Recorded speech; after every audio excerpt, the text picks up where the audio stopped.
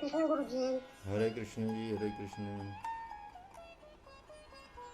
चलिए 2-4 लोग और जुड़ जाएं तो शुरू करते हैं।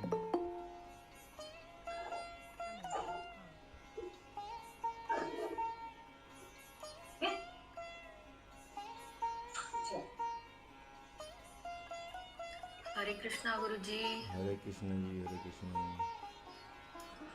हरे कृष्णा गुरु जी। हरे कृष्ण जी।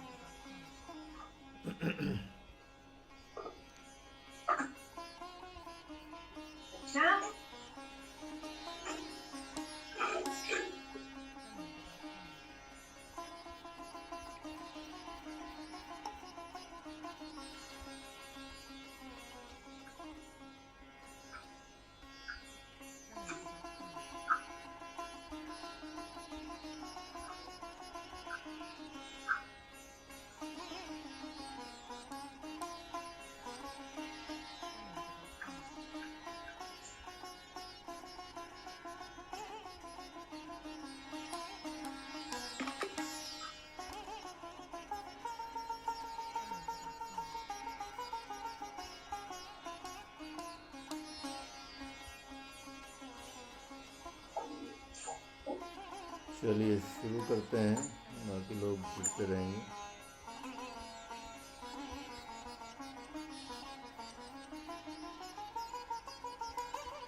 तो पिछले श्लोक में जो भगवान बता रहे थे कि निश्चयात्मिका बुद्धि की बात भगवान ने की थी, और निश्चयात्मिका बुद्धि उन्होंने कहा था कि निश्चयात्मिका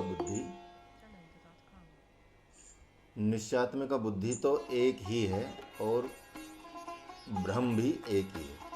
मतलब जो ब्रह्म में स्थित हो जाए वही निश्चयात्मिका बुद्धि कही जाती है। तो अर्जुन के मन में आया कि वेद तो ब्रह्म की वाणी है, फिर भगवान वेदों की आलोचना क्यों कर रहे हैं। और भगवान ने उनके मन की बात का उत्तर दिया कि जो सकामियों के लिए ही वेद ब्रह्म की वाणी है। जो किसी इच्छा से, जो अपनी इच्छा पूर्ति के लिए, अपने काम के लिए, वो जो लोग वेदों को मानते हैं, वेदों की मतलब पूजा पाठ करते हैं, यज्ञ करते हैं, सिर्फ उनके लिए वेद ब्रह्म की वाणी है। किंतु जो निष्कामी हो चुके हैं, निष्कामी का मतलब होता है जिनका हर कर्म भगवान के लिए होता है और उसमें उनका कोई मतलब कह सकते हैं कि मोह नहीं होता, वो कम्प्लीटली उसको त्याग देते हैं कि चलो ठीक है, जो भी होगा, जो फल मिलेगा वो तो भगवान की इच्छा पे है, लेकिन ये सारा कर्म मेरा भगवान के लिए समर्पित है।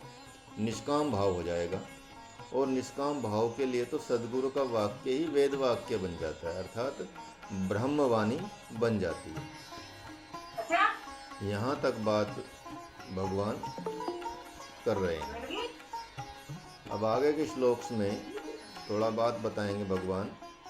त्रैगुण्य विषया वेदा निस्त्रैगुण्यो भावार्जुन निर्द्वंदो नित्सत्वस्थतो निर्योगक्षेम आत्मवान यवानर्थ युद्धपाने सर्वतः संप्लुतोदके तन्वा सर्वेषु वेदेषु ब्राह्मणस्य विजानतः। त्रैगुण्य विषया वेदा। त्रैगुण्य भगवान 3 गुणों के बारे में बता रहे हैं कि हे पार्थ, वेद तीनों गुणों के विषय को ही देने वाले हैं, लेकिन तुम तो तीनों गुणों से रहित हो जाओ। मतलब जब भगवान को चाहने की बात होती है तो हमको सत्व रजस तमस इन तीनों गुणों से भी ऊपर उठना पड़ता है। तो भगवान वही बात बता रहे हैं कि जो इन तीनों विषयों में लिप्त रहते हैं वो राग द्वेष में भी लिप्त रहते हैं। यहाँ भगवान सत्व सात्विक गुण की से भी ऊपर उठने की बात अर्जुन को बता रहे हैं कि वेद तो तीनों गुणों के विषय को देने वाले हैं, लेकिन तुम तो तीनों गुणों से भी रहित हो जाओ, राग द्वेष द्वंद्व से रहित हो जाओ, और नित्य ही अपने आप को साक्षी रूप आत्मा में स्थित रहो, और उसी में स्थित होकर योग और क्षेम जो चीज़ें हैं उनको भी मत चाहो, सिर्फ साक्षी रूप आत्मा हो जाओ। भगवान एकदम उसको क्लीन करना चाह रहे हैं कि कोई भी विकार, कोई भी विचार अर्जुन के मन में ना रहे, वो एकमात्र कंप्लीट हो जाए। जैसे बूंद पानी से अलग रहती है, समुद्र से अलग रहती है, तो वो चाहे कितना भी भटक ले, कहीं भी जाए, ऊपर पहाड़ों पे जाए, बर्फ़ बन जाए, पिघल के नदी में आ जाए, लेकिन अंततः उसकी जो यात्रा होती है वो अंततः समुद्र में मिल जाती है। और जब समुद्र में मिल जाती है तो उसका फिर सारा अस्तित्व उसका ख़त्म हो जाता है। मतलब फिर वो बूंद कहाँ गई, समुद्र में उसको ढूंढ भी नहीं पाएंगे आप, क्योंकि वो विलीन हो जाती है। ऐसे ही भगवान अर्जुन को आत्मा रूप होना की बात कर रहे हैं, क्योंकि आत्मा रूप जैसे ही हो जाएंगे, जैसे ही अपने आप को आत्मा रूप समझ लेंगे, तो तभी परमात्मा के दर्शन हो जाएंगे। या कह सकते हैं कि तभी हम जैसे ही आत्म रूप में साक्षी हो जाएंगे तो हम तीनों गुणों से भी रहित हो जाएंगे। तो इसलिए जब कोई मान लिया, जैसे किसी को प्यास लगी हो और प्यास लगते हुए वो कहीं रेगिस्तान में कहीं जा रहा हो, तो जैसे ही उसको वो ढूंढ रहा होगा, कहीं ना कहीं जलाशय मिल जाए, कहीं ना कहीं कुछ हो जाए, इस तरह का पानी मिल जाए, लेकिन जैसे ही पानी मिल जाता है, जलाशय मिल जाता है, तो उसको उसकी खोज खत्म हो जाती है। फिर उसका उसमें विचार नहीं आता। जैसे ही उसकी प्यास बुझेगी तो जलाशय से यदि पूर्णता उसकी हो जाती है और ऐसे जलाशय मिल जाता है जिससे उसकी प्यास बुझ जाती है और आनंद हो जाता है, तो फिर वो जलाशय की खोज फिर नहीं करेगा। ठीक है, उस वक्त में उसकी फिर खोज समाप्त हो जाएगी, फिर अन्य जलाशय की आवश्यकता नहीं रहेगी। ठीक भगवान यही बात बता रहे हैं कि उसी प्रकार जो संपूर्ण वेदों की आत्मा, मतलब जो वेदों की भी आत्मा है, वेद तो है ही खुद में अपने आप में आत्मा, मतलब लेकिन जो वेदों की भी आत्मा है, जो वेद भी जहाँ से निकले हैं, जहाँ से उत्पन्न हुए हैं, यदि उसको जान लेते हैं, यदि उसको पहचान लेते हैं, यदि उसको मान लेते हैं, यदि उसको अपना लेते हैं, तो उसके उपरांत तो सारे जितने भी वैदिक कर्म कांड हैं उनकी भी आवश्यकता नहीं पड़ती। हमको सिर्फ तब तक उनकी आवश्यकता पड़ती है कि जैसे मान ले कोई यंत्र है, तो हम यंत्र लेके घूम रहे हैं कि कैसे भगवान मिले, कैसे भगवान मिले। तो सपोज हमको कोई दिशा में जाना है और हमारे पास यंत्र है, किसी स्थान पे जाना है और हमारे पास कंपास है और हमको पहुंचना है एक स्थान पर, उसको बताया कि वो नॉर्थ में जाएंगे तो आपको मिलेगा, तो नॉर्थ की दिशा में हम उस कंपास के सहारे चलते जाएंगे। लेकिन जब हम पहुंच जाएंगे डेस्टिनेशन पर तो कंपास को तो छोड़ ही देंगे, उसको भूल ही जाएंगे, मतलब फिर उसकी कोई आवश्यकता नहीं पड़ेगी। इसी तरह वेदों की भी आवश्यकता, कर्म कांडों की भी आवश्यकता, योग की, तप की, जप की, इन सब की आवश्यकता तब तक है जब तक आपको प्रभु नहीं मिल जाते, जब तक आपको ब्रह्म नहीं मिल जाते। और जैसे ही ब्रह्म की का आपके साथ संगम हुआ, आप एक हुए। योग का मतलब एक होना ही है, ठीक है, आत्मा का परमात्मा से मिलन, इसी को तो योग बोलते हैं।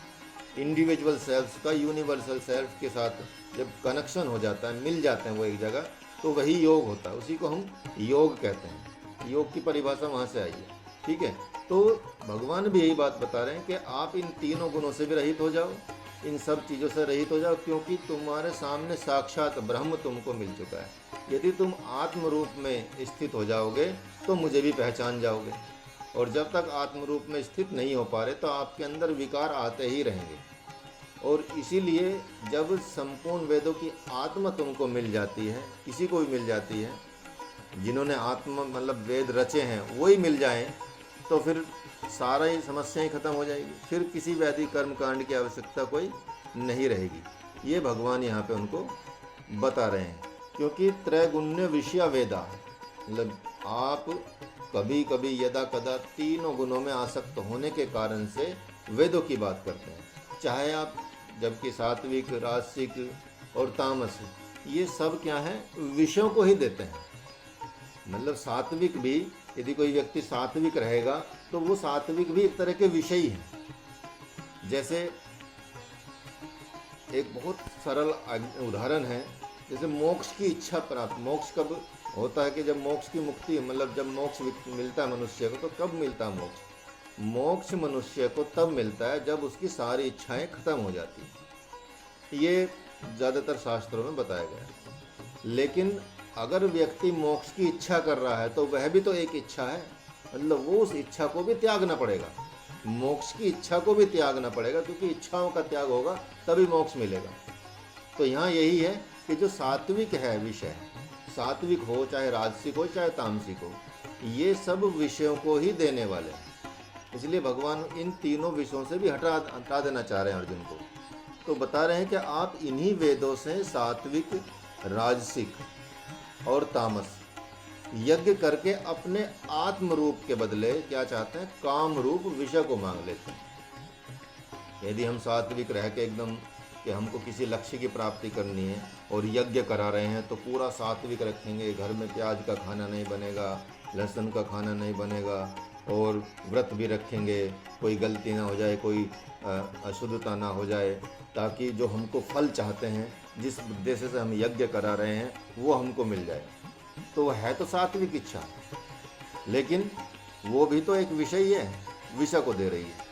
तो भगवान उनको सात्विक, राजसी और तामसी से तो हटाते ही हैं सबको, लेकिन वो सात्विक से भी उनको आगे ले जाना चाहते हैं, क्योंकि भगवान को पता है कि यदि आत्म रूपता के बदले आप काम रूपता मांगते हैं और विषय को मांग लेते हैं तो वह भी आपको, मतलब वेदों से तो मिल जाएगा, लेकिन उनसे भगवान नहीं मिलेंगे, वो सब चीज़ें मिल जाती हैं। जैसे तंत्र भाग जो भगवान शंकर के द्वारा प्रकट हुआ, जो प्रकट होने से एक तंत्र है उसको पांचवा वेद कहा जाता है, वेद का पंचम भाग कहा जाता है, जो भगवान शंकर के द्वारा तंत्र भाग है, जिसको साबर तंत्र नाम से विख्यात है दुनिया में। तो इस तामस वेद को भगवान ने किसके लिए दिया था? भगवान शंकर ने असुरों की प्रार्थना से प्रसन्न होकर उन्हें ये दिया था, साबर वेद, साबर तंत्र। क्योंकि तामस वेद को भगवान ने असुरों की प्रार्थना से होकर प्रसन्न होकर दिया। उनका ये मानना था भगवान का, चलो जिससे कम से कम उनकी भावना चाहे तामस ब्रह्म की तरफ ही सही, मतलब चाहे कोई किसी को माने लेकिन वो नास्तिक तो ना हो कम से कम, और अपने मतलब प्रभु की तरफ ही लगे रहें। कम से कम वे नास्तिक नहीं होंगे लेकिन तामस ब्रह्म की तरफ तो आकर्षित होंगे। तो इसी तरह से जैसे मान ले कोई नास्तिक होता तो नास्तिक भी यदि कोई किसी की भी चाहे पूजा करे वो, तो कम से कम उसकी आस्था तो होगी, आस्तिक तो रहेगा, ठीक है, नास्तिक तो नहीं हो पाएगा। यही भगवान का मतलब भगवान शंकर का उद्देश्य था कि असुरों को कम से कम ब्रह्म की तरफ ही तो ले जाएं, किसी भी रास्ते से ले जाएं चाहे, लेकिन वो रास्ता ब्रह्म की तरफ, क्योंकि वो उसी को समझेंगे। तो वह बात बता रहे हैं भगवान के, जो वेद सकामी पुरुषों के लिए सार्थक होता है और निष्कामी पुरुषों के लिए नहीं होता।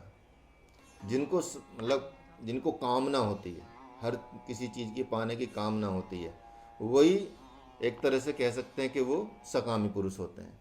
और जो कुछ कर्म कर रहे हैं बिल्कुल निष्काम भाव से, बिना लालच के, बिना इच्छा के, बिना उसके, तो वो निष्कामी पुरुष है। फिर तो उनको ब्रह्म की मतलब ब्रह्म ही मिल जाते हैं यदि वो आत्म रूप में स्थित हो जाते हैं।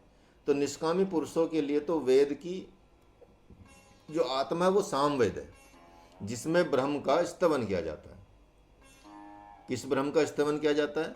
निर्गुण निराकार ब्रह्म का भी स्तवन किया जाता है उसमें, और सगुण साकार ब्रह्म का भी स्तवन किया जाता है। तो जो गाया जाता है मतलब भगवान के लिए गाया जाता है, जब भगवान के लिए कोई गीत गाए जाते हैं, भजन किए जाते हैं या सत्संग किया जाता है, ठीक है, तो वो चाहे निर्गुण के लिए कर रहे हैं चाहे सगुण के लिए कर रहे हैं, तो वो ब्रह्म के लिए हो ही जाता है। तो इस मनुष्य लोक में सद्गुरु ही क्या है? उसका निर्गुण निराकार ब्रह्म का सगुण रूप है।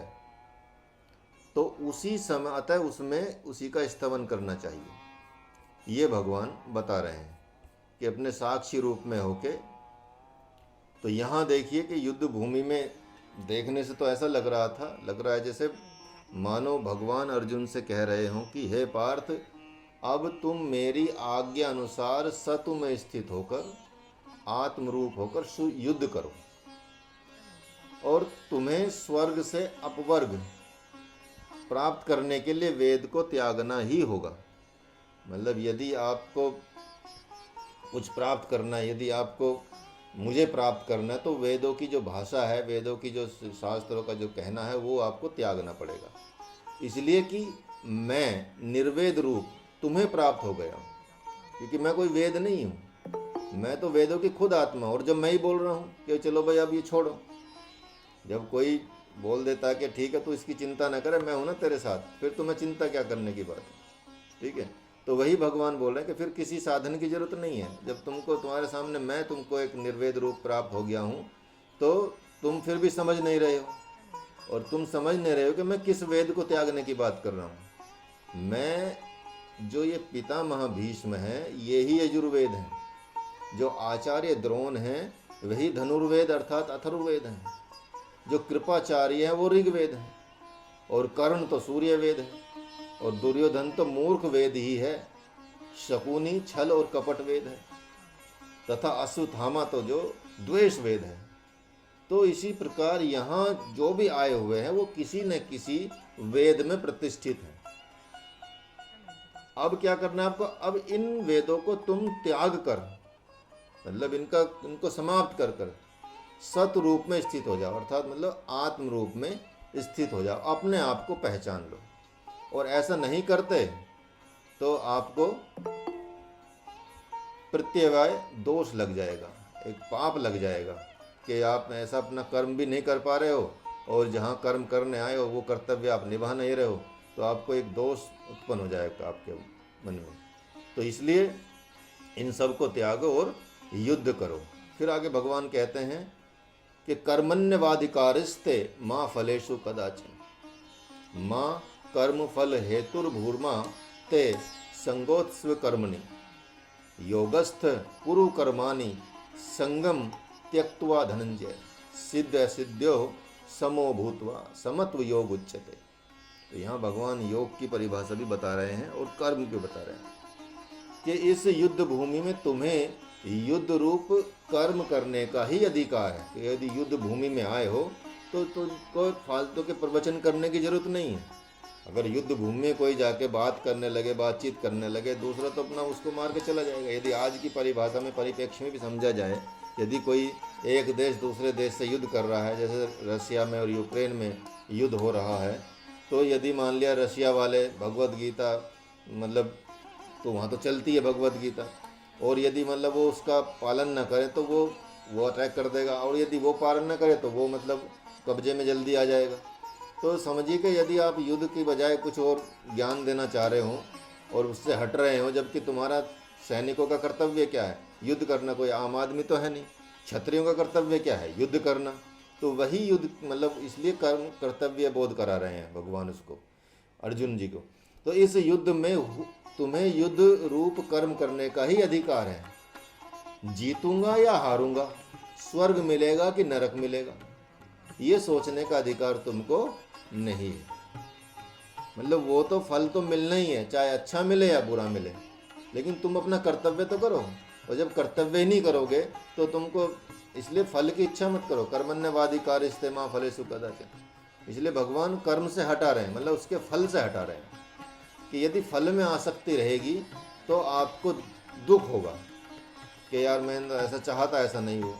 आज के टाइम पे हर कोई काम कैसे किया जाता है, हम पहले सोचते हैं कि यदि हम ये काम कर रहे हैं तो इससे ये लक्ष्य की प्राप्ति हो जाए, और यदि हम उस लक्ष्य को प्राप्त नहीं कर पाते तो हमारा डिप्रेशन में आना बहुत निश्चित हो जाता है, या हम बहुत परेशान हो जाते हैं।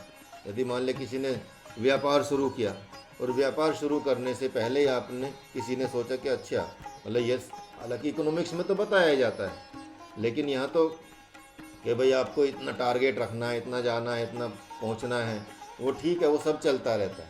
लेकिन उसमें इतना आसक्त हो जाएं कि उसके टारगेट के ना मिलने पे यदि आपका बिजनेस ही बंद हो जाए, यदि आपका शरीर ही ख़त्म हो जाए, यदि आपका मतलब आप हॉस्पिटल में चले जाएं, तो उसका कोई फ़ायदा नहीं है। उस फल को चाहने का कोई लाभ नहीं होता। इसलिए जब आप फल में प्रतिष्ठित नहीं होते तो काम और अच्छे से होता है। यदि आप कर्तव्य कर्म करते हैं, ठीक है। यदि मान लिया किसी आप पौधे को पानी देते हैं और फल वाला पौधा है जो फल देगा ही देगा, तो आपको तो वो तो चाहे आप पानी दें, मतलब चाहे वो आप फल की इच्छा करें ना करें, और यदि आपने कर्म किया तो उसमें से फल निकलेंगे ही निकलेंगे। लेकिन यदि आपने अच्छे से फल मतलब किया कि भाई अच्छे से सेवा की किसी की, तो उसका फल मिलना ही मिलना है आपको, चाहे वो अच्छा मिले या जैसा फल, जैसा कर्म करोगे वैसा ही फल आपको मिलता जाएगा। तो ऐसा नहीं कि वो आपकी इच्छा करने से मिलेगा फल, इच्छा नहीं भी करेंगे तब भी मिलेगा और करेंगे तब भी मिलेगा। लेकिन करने में आसक्ति, यदि फल में आसक्ति हो जाएगी तो उस फल के परिणाम से आपको लाभ और मतलब दुख और परेशानी हो सकती है। जैसे बच्चों को माँ बाप बोलते हैं कि चलो इतने मार्क्स लेके आना, अब पहले निश्चित कर देते हैं कि 90% प्लस आने चाहिए, नहीं तो एडमिशन नहीं होगा, या इसमें इस कॉलेज में एडमिशन होता है तो 99% पे होता है, ये होता है।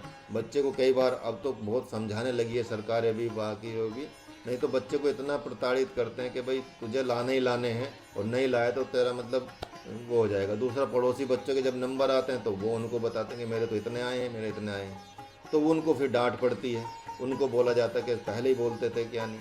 और बच्चा कई बार इतना डिप्रेशन में आता है कि वो सुसाइड तक कर लेता है। तो वो उसमें चाहने की बात है, क्योंकि उन्होंने फल को इतना, उसमें आसक्ति हो गई, फल में इतनी आसक्ति हो गई कि उसके अलावा, फल के अलावा कोई दिखाई नहीं दे रहा, तो वो खो देते हैं उस चीज़ को, अपने आप को ही खो देते हैं, समझिए।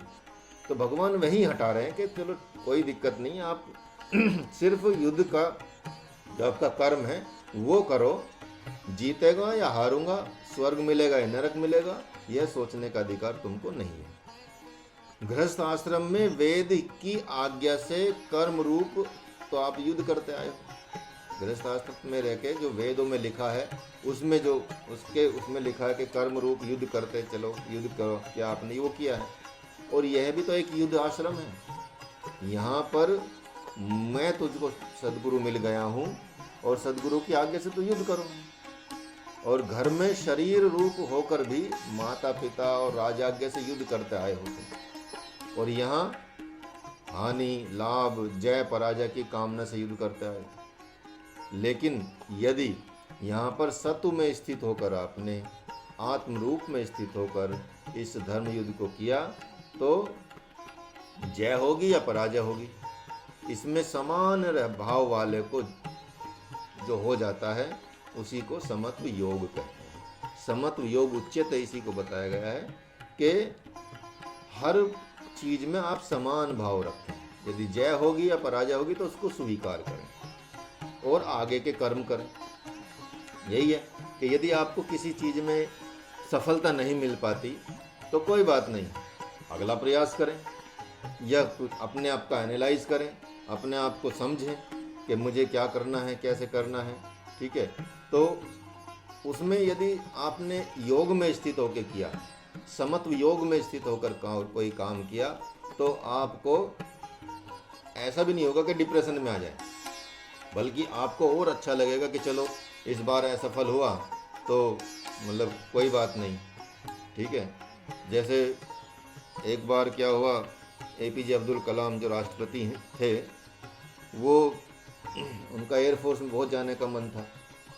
डिफेंस में तो उनका DRDO में तो उनका सिलेक्शन हो चुका था दिल्ली में, लेकिन एक इंटरव्यू उनका था, क्योंकि वो बचपन से हवाई जहाज उड़ते देखते थे आकाश में, तो उनको एयरफोर्स का ही मतलब ऐसा वो लगा था, मतलब चस्का कह सकते हैं, कि उनका पूरा मन था कि एयरफोर्स में मुझे जाना ही जाना है। और वहाँ जाके वो देहरादून में उनका इंटरव्यू था, वो फेल हो गए, बहुत निराश हो गए। निराश होकर वो ऋषिकेश आए, गंगा जी के तट पर वहाँ बैठे थे। वहाँ पे शिवानंद आश्रम पहुँचे तो शिवानंद जी ने उनको बताया कि तुम इसकी चिंता क्यों करते हो, ये तुम्हारे अच्छे के लिए हुआ है, जो तुम फेल हुए हो तुम्हारा लक्ष्य कुछ और है, तुम इसकी चिंता ना करो और तुम अपने आत्म रूप में स्थित होकर आगे प्रयास करो और तुमको बहुत बड़े लक्ष्य की पूर्ति होगी, और ये मेरा वचन है। तो उन्होंने साधु संतों उनको सत्संग किया उनके साथ, और बहुत अच्छी अच्छी उनको बातें बताई और उनका पूरा माइंड फ्रेश कर दिया, उनको इस चीज़ से हटा दिया, जय पराजय से बिल्कुल हटा दिया। अब उसके बाद जो भी उनके कर्म रहे उनमें वो प्रतिष्ठित नहीं रहे उसके फल में, और वो अपना कर्म बहुत अच्छे से करते चले गए। और फिर उसका फल का उन पर कोई प्रभाव ऐसा नहीं पड़ा, इसलिए वो समत्व योग उच्यते वाले सिद्धांत पे चलते गए। यही बात भगवान अर्जुन को बता रहे हैं कि यहाँ पे तुम कर्म करते जाओ, जीतोगे या हारोगे, नरक मिलेगा या स्वर्ग मिलेगा, ये तुम्हें सोचने का अधिकार नहीं है। और जय होगी या पराजय होगी, ये समान भाव इसमें रखो जय पराजय में, और समान भाव रखते हुए अपने आप को योग में स्थित कर लो, और योग में स्थित करते हुए तुम अपना कर्तव्य कर्म बस सर्वश्रेष्ठ कर लो, अच्छे से कर लो। तो यहाँ कर्मण्यवाधिकारस्ते, तो मतलब ये है कि ये जैसे क्या कह रहे हैं कि ये क्या कह रहे हैं कि आप जो है मिट्टी के साथ साथ पैसों को, ये एक स्टोरी छोटी सी है बता रहा हूँ आपको, रामकृष्ण परमहंस की स्टोरी है और विवेकानंद जी जिनके शिष्य थे उनकी स्टोरी है। तो विवेकानंद जी पूछ रहे हैं कि गुरुदेव ये क्या कर रहे हैं आप, मिट्टी के साथ साथ आप पैसों को, सोने की अंगूठियों, जंजीरों को गंगा जी में फेंक रहे हैं, क्या किसी गरीब को नहीं दिया जा सकता? तो स्वामी विवेकानंद जी ने अपने गुरुदेव के इस व्यवहार में हस्तक्षेप किया और पूछा। तो गुरुदेव ने कहा कि अरे यहाँ कौन गरीब कौन है ये बताओ, यदि कोई गरीब है तो आकर मेरी काली माँ से मांग लो, वह तो खजाना दे देगी, सोने हीरे जवाहरात खजाना ही दे देगी, सब कुछ दे देगी। और रही बात गंगा जी डालने की, तो देखा कि लोग यहाँ पे आते हैं और अपना अहंकार को न चढ़ाकर ये मिट्टी चढ़ा जाते हैं माता जी पर, मतलब काली माँ पर। कोई पैसे चढ़ा जाता है, कोई सोने की चीज़ें चढ़ा जाता है, कोई कुछ चढ़ा जाता है, तो वो तो अपना मतलब अहंकार की बजाय ये मिट्टी चढ़ा जाते हैं। अगर वो अपना अहंकार चढ़ा जाएं तो फिर उनका कल्याण न हो जाए, तो क्या मैं या मेरी माँ इस मिट्टी को ही खाएंगे? तो इसलिए मिट्टी पत्थर से ही निकला हुआ ये सोना चांदी मिट्टी तो कहला जाता है, क्योंकि ये तो ज़मीन से निकला है। अतः यहाँ जो है मेरे कमरे में इनका ढेर लग गया था, इसलिए सोचा कि इस कूड़े कचरे को तुम लोगों तो फेंकोगे नहीं, तो मैं ही फेंक देता हूँ। किंतु ये बताओ तुम कि तुम्हें मेरे व्यवहार को देखने का अधिकार किसने दिया, कि मैं क्या कर रहा हूँ, कैसे करूँ? तुमको पूछने का अधिकार किसने दिया? तुमको पूछना चाहिए था कि गुरुदेव इसमें ऐसा करने में क्या रहस्य है। आपको रहस्य पूछना चाहिए था, न कि ये पूछना चाहिए था कि ये क्या कर रहे हैं और ये सोना चांदी क्यों फेंक रहे हैं, किसी गरीब को दे दो। ये आप सलाह देने का अधिकार किसने दिया तुमको? तो तुमने तो मेरे व्यवहार को देखा और ये अधिकार तो मैंने दिया, तुमको दिया नहीं। तुमको तो जबकि पूछना चाहिए था कि मतलब गुरुदेव या गुरु जब कुछ कर रहे हैं तो उसका रहस्य पूछना चाहिए तुमको। तो स्वामी रामकृष्ण ने विवेकानंद से यही बात पूछी। तो फिर विवेकानंद जी की बुद्धि जागृत हुई। उन्होंने कहा कि हे प्रभु मुझे क्षमा करें, मुझ मूर्ख से जो अपराध हो गया उसको क्षमा करें। आज से तो मैं सिर्फ रहस्य को ही पूछूंगा। और ऐसी प्रार्थना कर कि स्वामी विवेकानंद अपने गुरु के चरणों में गिर पड़े। मतलब उनसे बहुत बड़ी भूल हुई कि वो उन्होंने गुरु के व्यवहार पर उंगली उठाई, और गुरु के व्यवहार पर कोई उंगली उठा नहीं सकता, क्योंकि जो गुरु करते हैं वो ब्रह्म स्वरूप होते हैं। यहाँ भी भगवान के व्यवहार पर अर्जुन उंगली उठाते रहते हैं बीच बीच में, तो वही भगवान फिर उनको, भगवान तो बड़े प्यार से हैंडल करते हैं। भगवान तो हालांकि शुरू में तो उनको बीच बीच में, लेकिन उनको देते रहते हैं। तो माँ फलेसु कदाचन जो शब्द आया यहाँ पे, तो कदाचन का पद का है कि फल को कभी मत चाहना। और कभी मत चाहने का मतलब होता है कि जागृत में क्या, स्वप्न में भी, क्योंकि स्वप्न में भी देवी देवता या स्वयं सदगुरु ही वरदान देने आ जाते हैं। इसलिए यदि आपने फल को चाह लिया, ठीक है, तो समझिए कि आपको भगवान नहीं मिलेंगे। और यदि किसी दिन सदगुरु आ गए सपने में या भगवान आ गए तो आपको क्या मिलेगा? तो ऐसा कहीं ऐसा मत कह देना कि योग जप तप ध्यान में तो मेरा मन ही नहीं लग रहा है। अथवा अपनी दीनता हीनता की बात मत करने लगना। और यदि ऐसा हो ही जाए तो जान लेना कि अभी भी तुम सकामी ही हो। यदि भगवान से सपने में भी यदि आप अपनी ऐशो आराम, संपत्ति, परिवार या नौकरी इस तरह की चीज़ें मांग रहे हो तो समझो तब तक आपको सकामता के साथ आप जी रहे हैं। और सकामी व्यक्ति को भगवान तो नहीं मिलते, लेकिन सब चीज़ें भगवान दे देते हैं कि ठीक है जो तू मांग रहा तुझे दे दूंगा, लेकिन तू मुझे मांग ही नहीं रहा तो मैं तुझे कैसे दूं। ठीक है, क्या मैसेज है? योगी से चला रही हूँ। ठीक है, तो भगवान ये बोल रहे हैं कि तुम यहाँ फल को कभी मत चाहना, कभी मत चाहना, कभी मत चाहना, क्योंकि जागृत हो या स्वप्न हो किसी भी स्थिति में, क्योंकि कभी भी आपके सामने भगवान आ सकते हैं, कभी भी आपके सामने सदगुरु आ सकते हैं और वो वरदान देने आ सकते हैं कभी भी। तो यदि आप अपने स्वरूप में स्थित रहेंगे और फल में नहीं रहेंगे, फल को नहीं चाहेंगे, तो किसे चाहेंगे? फिर भगवान को चाहेंगे। तो एक स्टोरी इसमें बताते हैं गुरुदेव, हमारे गुरुदेव, कि एक माँ थी। एक माँ के पास सपने में उनके गुरुदेव आए और उन्होंने कहा कि वरदान मांगो। और माँ ने कहा कि रोते हुए कि आप तो देख ही रहे हैं हम लोग समस्या से घिरे हैं, आप तो इन समस्याओं का समाधान कर दें बस। और जब सपना टूटा तो उसने गुरुदेव को बताया कि बाबा आज तो मैं हार गई। तो गुरुदेव ने कहा कि नहीं, तुम समझो कि बाजी जीत गई हो, हारी नहीं हो, क्योंकि कम से कम तुमको ये पता चल गया है कि तुम भगवान से भगवान को ही नहीं चाहती। यदि तुम्हें यह पता चल गया कि तुम सकामी हो तो सबसे पहले यह बड़ी सिद्धि मिल गई। मतलब यही है कि यदि किसी को लक्ष्य का पता चल जाए या किसी को कमियों का पता चल जाए या बीमारी का डॉक्टर को पता चल जाए तो वो ठीक होने में फिर देर नहीं लगती है। तब तक ही परेशानी होती है किसी भी बीमारी की, तब तक उसका सही जानकारी ना हो जाए कि हाँ मुझे ये प्रॉब्लम है। यदि मान लिया सर दर्द हो रहा है और वो सर दर्द पेट की वजह से हो रहा है, पेट खराब होने की वजह से हो रहा है, और सर दर्द की गोली खा रहे हैं, पेट को ठीक नहीं कर रहे हैं, तो वो सर दर्द और बढ़ेगा ही बढ़ेगा, मतलब और परेशानी बढ़ेगी ही बढ़ेगी।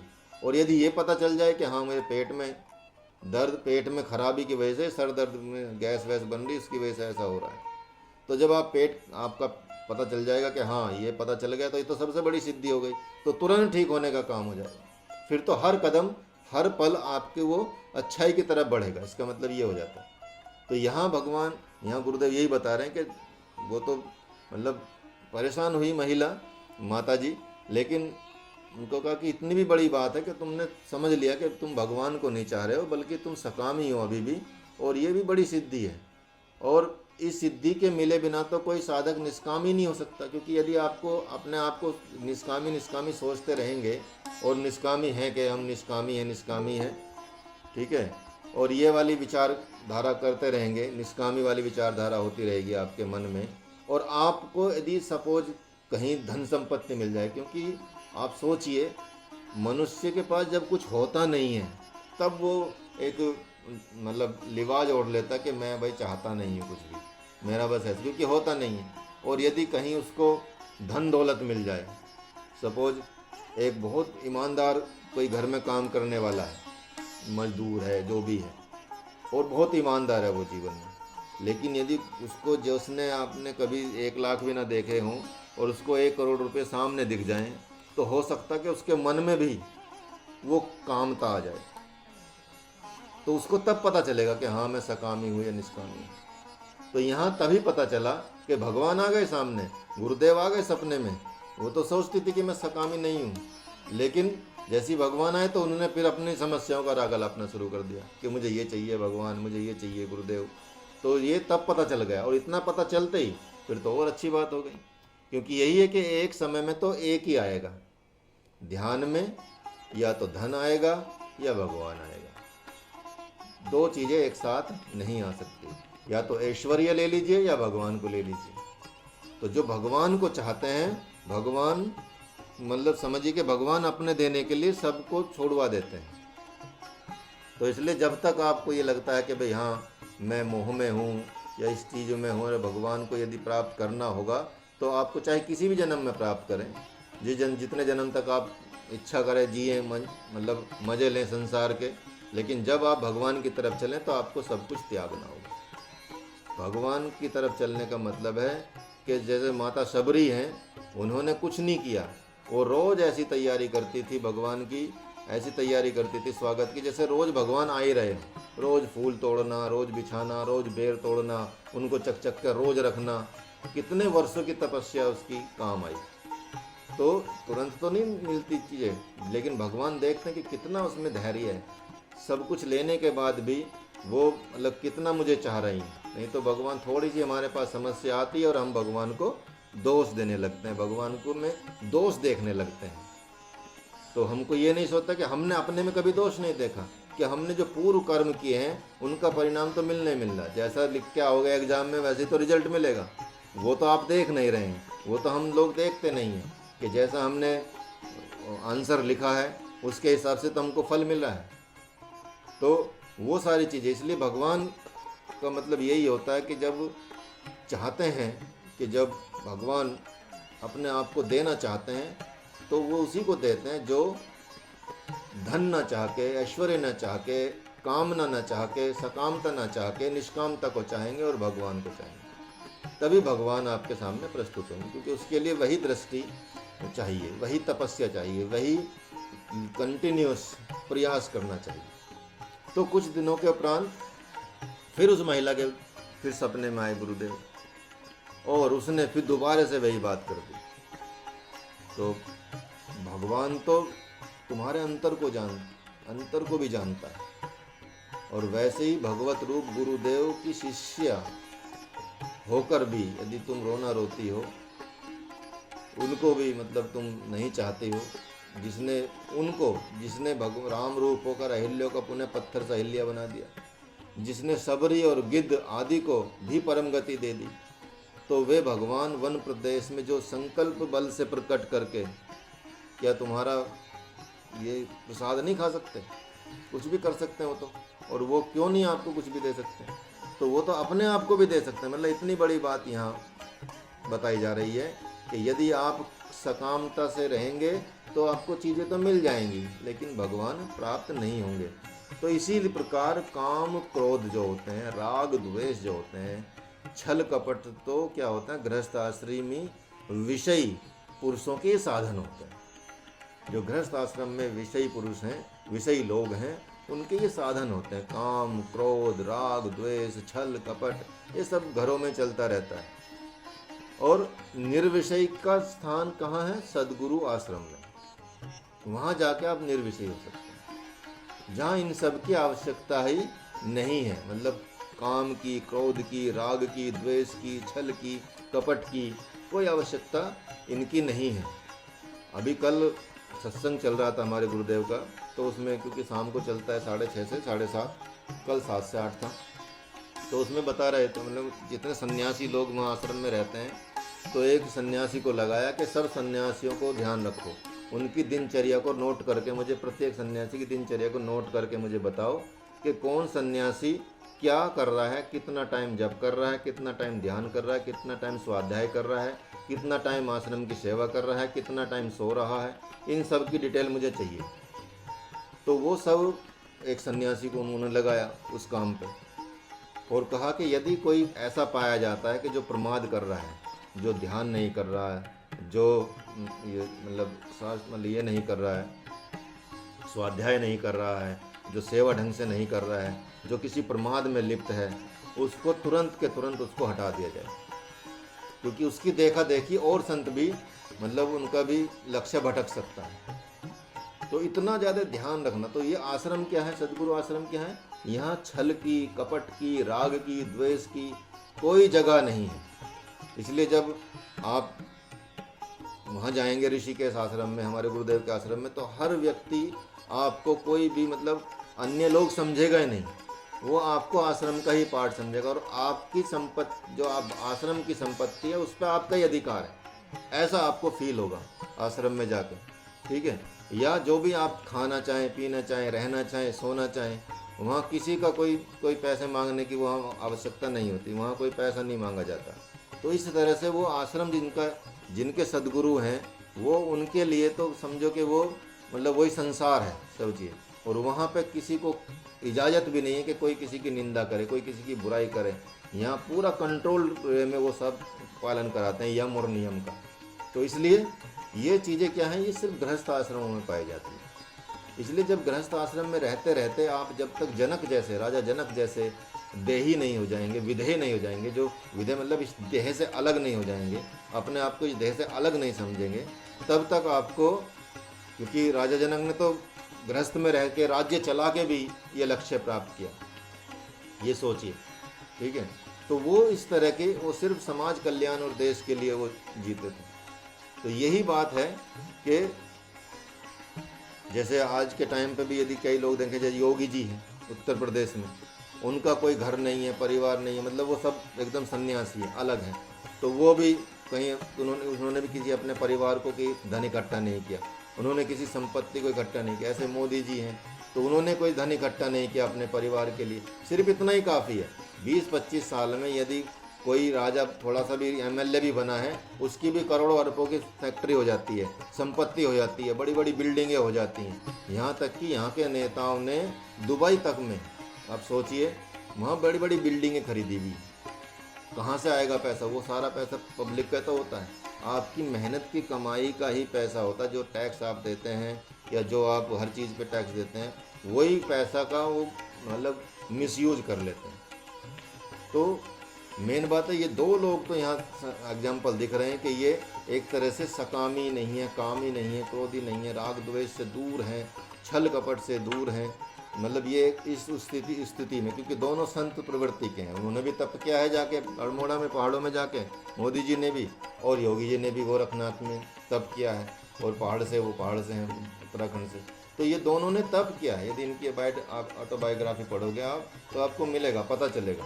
तो इस तरह की जो भावना रहती है तभी वो देश के लिए जी पाते हैं। तो वही राजा जनक ने भी किया कि वो निष्कामी हो गए और सारी संपत्ति कमाई, सब कुछ किया, लेकिन वो सब अपने देश के लिए, अपने समाज के लिए, अपने मतलब राज्य के लिए किया वो सारी चीज़ें। इतना ही काफ़ी होता है, किसी राजा का इतना होना ही बड़ी बड़ी बात होती है। नहीं तो हर व्यक्ति सकामता के लिए आपको लूटेगा, खसोटेगा और अपनी संपत्ति बनाएगा, ठीक है। तो वो सारी चीज़ें नहीं होनी चाहिए। इसलिए यहाँ पे भगवान उनसे हटा रहे हैं कि इस तरह के सकामता को तुम यहाँ से हट जाओ। और अतः जो है आपके लिए जो सद्गुरु ने साधना दे दी, और वह सत्व में स्थित होकर, आत्म रूप में स्थित होकर निर्बाध रूप से करते रहो। जो सद्गुरु बोल दे वो करते रहो। फिर देखेंगे कि आप, यदि आपने उसमें ऐसे स्थित हो गए, भगवान के कहने में, सद्गुरु के कहने में स्थित हो जाते हैं और सत्व में स्थित होकर, आत्म रूप होकर निर्बाध रूप से करते रहते हैं वो सारी चीज़ें, तो कुछ ही दिन में देखेंगे कि आपने कभी किसी काल में कुछ किया ही नहीं। मतलब फिर आपका कर्म, आपको कर्म दोष नहीं लगने वाला। तो रामानंद को भक्ति भाव में बिना आसन सिद्ध किए ही समाधि लग जाती है। जो रामानंद जी थे, कबीरदास जी गुरु, उन्होंने सिर्फ भक्ति भाव में रहे और कोई आसन को सिद्ध नहीं किया, लेकिन फिर भी समाधि लग गई। यहाँ तो योग में समाधि तक पहुँचने के लिए आपको आसनों को सिद्ध करना पड़ेगा, यम को सिद्ध करना पड़ेगा, नियम को सिद्ध करना पड़ेगा, प्राणायाम को सिद्ध करना पड़ेगा, फिर कह सकते हैं कि उसको प्रत्याहार को सिद्ध करना पड़ेगा, धारणा को, ध्यान को, तब समाधि लगेगी। और वहाँ जब भगवान की भक्ति में चले जाते हैं तो भगवान फिर सब उसका देख लेते हैं कि चलो तुम्हारी सारे आसन की सिद्धि मैं लगा देता हूँ, ठीक है, तुम्हारी तरफ से मैं आसन लगा के बैठ जाता हूँ, तुमको समाधि देता हूँ। समाधि ऐसे लग जाती, तो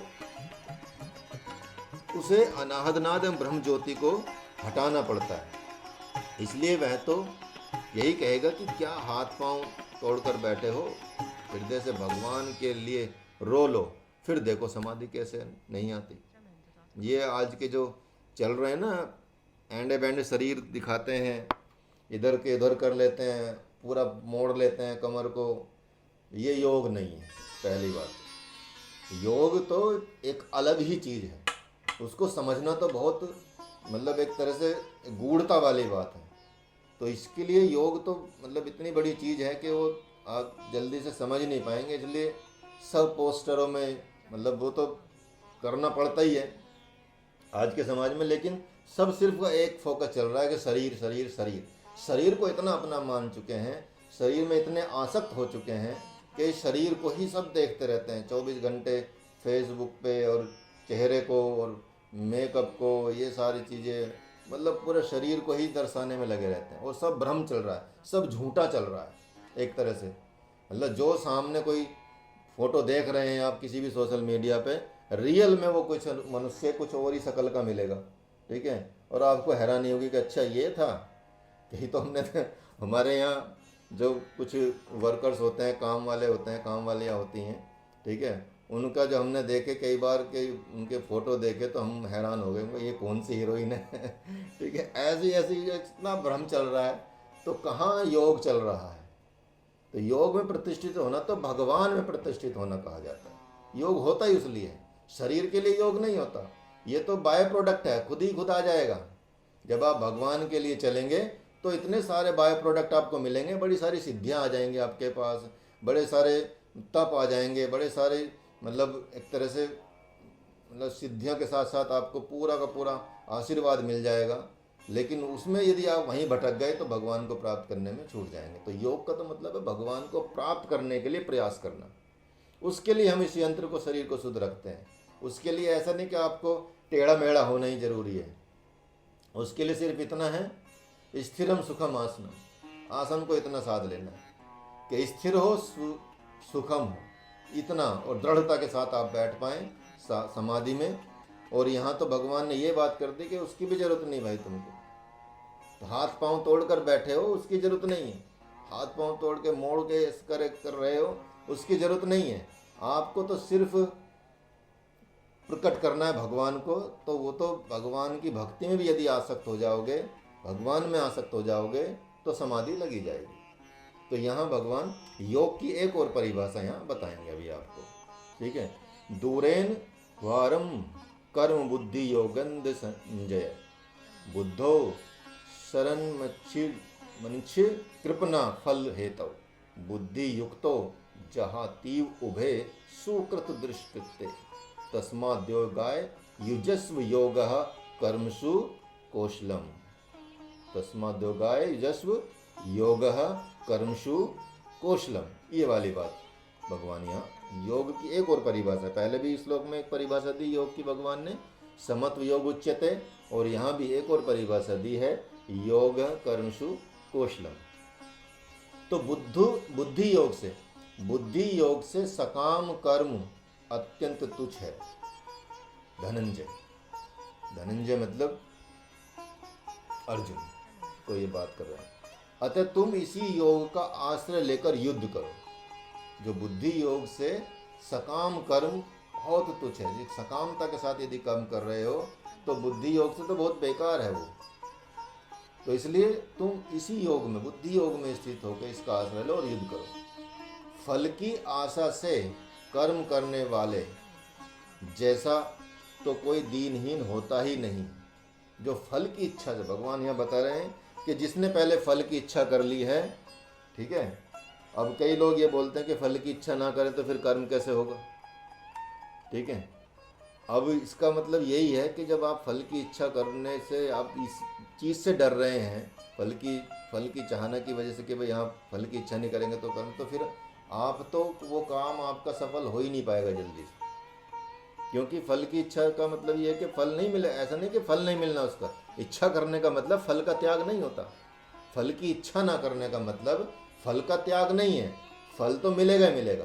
ऐसा नहीं कि आपको मान लिया आपने एग्ज़ाम लिखा, पेपर दिया और आप पास हो गए और वहाँ जाकर यूनिवर्सिटी में बोला कि नहीं मुझे मार्कशीट नहीं चाहिए, ये नहीं चाहिए, मेरा नाम काट दो। उसके लिए भगवान नहीं कर रहे हैं।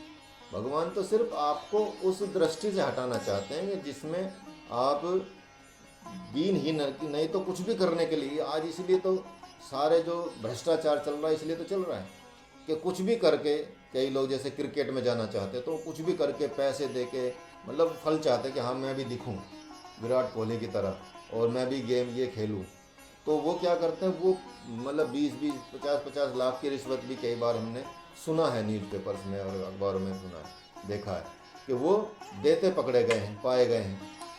तो फल में इतनी आसक्ति हो जाती है, तो कितने दीनहीन हो जाते हैं कि आपके अंदर वो काबिलियत नहीं है, फिर भी आप मतलब वो कर मतलब फल चाहने की वजह से आप उसमें लगे हुए हो। तो भगवान उसको बहुत दीन बताते हैं ऐसे व्यक्ति को, कि उससे ज़्यादा दीनहीन कोई नहीं है। और ये तुम जान लो कि बुद्धि योग से युक्त पुरुष इसी लोक में पुण्य और पाप दोनों का त्याग कर देता है। इसका मतलब है कि दोनों से अनासक्त होकर मुक्त हो जाता है। पुण्य में भी यदि आसक्ति रहेगी तब भी आप यहीं रहोगे, और पाप में तो होगी तो फिर तो यहाँ और निकृष्ट उसमें चले जाओगे, निम्न स्तर पे चले जाओगे। तो अनासक्त होकर यहाँ मुक्त होने की बात की जाए कि आप पुण्य से भी और पाप से भी दोनों से अनासक्त हो जाओ। इसलिए तुम अभी से ही समत्व योग में लग जाओ, क्योंकि कर्मों में कुशलता ही योग है। कर्म की कुशलता ही योग भगवान ने यहाँ बताई कि समत्व योग में स्थित होके और कर्मों की कुशलता, मतलब अपने कर्म को कुशल रूप से करो, यही तुम्हारा लक्ष्य है। अपने कर्मों को इस तरह से साध लो कि ये आपका हर पल आपके कर्तव्य को दर्शाए, आपकी ईमानदारी को दर्शाए, आपकी मेहनत को दर्शाए, आपकी कर्मठता को दर्शाए। यदि इतना आपने कर लिया तो फल तो उत्तम मिलेगा ही मिलेगा, उसकी इच्छा करने की जरूरत नहीं है। तो भगवान उस लालच से हटा रहे हैं, जिस लालच की वजह से दोष आ जाता है शरीर में, जिस लालच की वजह से इस शरीर से गलतियां होने लगती हैं, उस लालच से भगवान हटा रहे हैं यहाँ पे मनुष्यों को। इसलिए जो ब्रह्म ज्ञान दिया जा रहा है बहुत ही मतलब ऐसी इजीली दिया जा रहा है भगवान के द्वारा कि इसके लिए ज़्यादा प्रयास करने की किसी को जरूरत नहीं पड़ी। बस अर्जुन को विषाद हुआ और भगवान बस बह पड़े, ब्रह्म रूप होकर बहने लगे। तो यहाँ मानो भगवान यही कह रहे हैं कि हे पार्थ, तुम आत्म रूप में स्थित हो जाओ और शरीर द्वारा मेरी आज्ञा अनुसार कर्म करते जाओ। ये शरीर जो है तुम्हारा, इसको मेरी आज्ञा में ले आओ बस, और युद्ध करते जाओ। फिर क्या होगा, इस बात से क्या होगा, इस बात से ये हो जाएगा कि फिर तुम कर्तापने का दोष तुमको नहीं लगेगा। क्यों नहीं लगेगा? क्योंकि आज्ञा तो मेरी है ना, और मैं ब्रह्म हत्या आदि दोषों से, इन सब से मुक्त हूँ। और प्रभु ने पुनः इसी का विस्तार करके यार फिर कहा कि कर्म जम बुद्धि युक्ता ही फलम त्यक्त्वा मनीषः जन बंध विनिमुक्ता पदम गच्छत्यन नाम मयम। उन्होंने कहा कि योग युक्त हुए मनीषीगण कर्म से उत्पन्न होने फल को त्याग कर जन्म मृत्यु रूपी बंधन से अच्छी प्रकार मुक्त होकर अनामय पद को, मतलब मोक्ष को प्राप्त कर लेते हैं।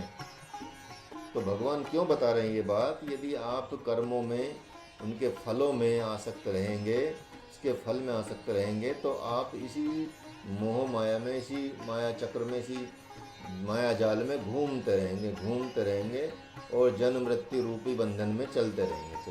लेकिन यदि आपने सिर्फ कर्म किए और वो भी भगवान में स्थित होकर किए, तो आपको कभी भी करता, क्योंकि आपने तो फिर कुछ किया ही नहीं, फिर आप पे कोई लांछन नहीं आएगा यदि आपने उस तरह से उसको साध लिया, सिद्ध कर लिया।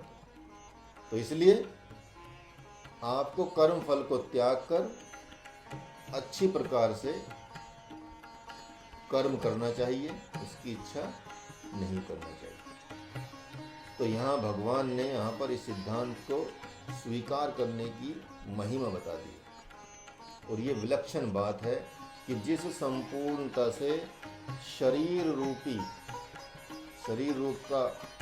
फल का जो समर्पण हो जाएगा, ये शरीर रूपी हमारा एक प्रारब्ध का फल होता है। हमको ये शरीर क्यों मिला है? कारण होता है, ये कारण शरीर होता है। एक सूक्ष्म शरीर, स्थूल शरीर होता है, सूक्ष्म शरीर होता है, कारण शरीर होता है, महाकारण शरीर होता है, हंस शरीर होता है, परमहंस शरीर होता है, कैवल्य शरीर होता है। ये सब मतलब 7 प्रकार के फिर 7 भेद होते हैं। 49 प्रकार के शरीरों की बात भगवान ने की है। उन सब से मुक्ति दिलाने की भगवान बात कर रहे थे। इन सब शरीरों से तुम दूर हो जाओगे। तो जिस दिन इस संपूर्णता से, कंप्लीटनेस से इस शरीर रूपी फल का समर्पण यदि हो जाएगा, उसी दिन वह जो पद है भगवान का पद, परम पद, वो आपको उसी दिन मिलना शुरू हो जाएगा, उसी दिन मिल जाएगा। ठीक है। तो एक इसी के उदाहरण यहाँ एक बता रहे हैं। एक गुरु थे, उन्होंने कहा अपने शिष्य को देखा, अरे सब तो तकिया लगा के सो रहे हैं और तुम बिना तकिए के सो रहे हो, तो लाओ जी लाओ, इसके लिए तकिया लाओ, और इसके पास तो तकिया ही नहीं है। एक सदगुरु ने अपने शिष्य से ऐसा कहा, और वह शिष्य उठ खड़ा हुआ और कहा, गुरुदेव यह आपने क्या किया? संत ने कहा, इतने गंभीर कैसे हो गए तुम? शिष्य ने बोला कि आश्चर्य गुरुदेव, आश्चर्य है। मैं यह नहीं जानता था कि सदगुरु के पास तकिया गद्दे मिलते हैं। मैं नहीं जानता था कि सदगुरु उसके वस्त्र की चिंता करता है, उसके मकान की चिंता करता है। यही मुझे बड़ा आश्चर्य हुआ गुरुदेव। कामना कौन है और क्या वस्तु मिल रही है? जिस वस्तु को मैं आपसे मांगने का अधिकारी हूँ और मांग रहा हूँ, उसे तो आप दे नहीं रहे हैं, और मेरे तकिए की गद्दे की चिंता करने लगे। शिष्य ने, जो शिष्य ऐसे होते हैं जो मतलब चाहते हैं कि हाँ मुझे क्या चाहिए, और उनका लक्ष्य एक रहता है, तो वो गुरुदेव के द्वारा दी गई जो ऐश्वर्य है वो उनको भी त्याग देते हैं। तो कि तकिए की चिंता करने लगे, यह तो आपका काम नहीं था गुरुदेव, यह मेरा काम था। यदि मुझे आवश्यकता होती तो जो ये गुरु भाई व्यवस्था में उनसे मांग लेता, जो इसका व्यवस्था कर रहे हैं आश्रम की। तो कहते हैं मैं समझता हूँ कि आप मेरे विषय में कुछ अन्यथा सोच रहे हैं गुरुदेव।